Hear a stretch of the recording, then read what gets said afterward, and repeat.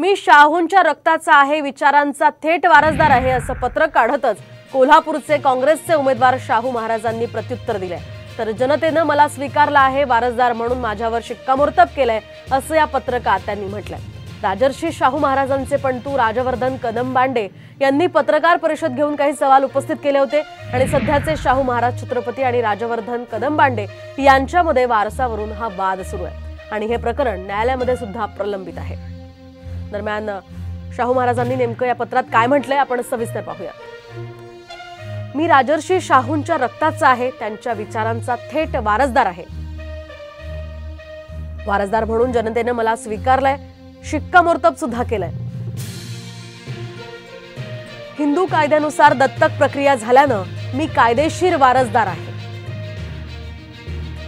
शाहू फुले आंबेडकरांचे विचार देशभरात पोहोचवण्याचं काम मी केलं। राजर्षी शाहूंच्या विचारधारेच्या विरोधामध्ये कदमबांडे हे काम करत असल्याचं शाहू महाराजांनी आपल्या पत्रात म्हटलंय।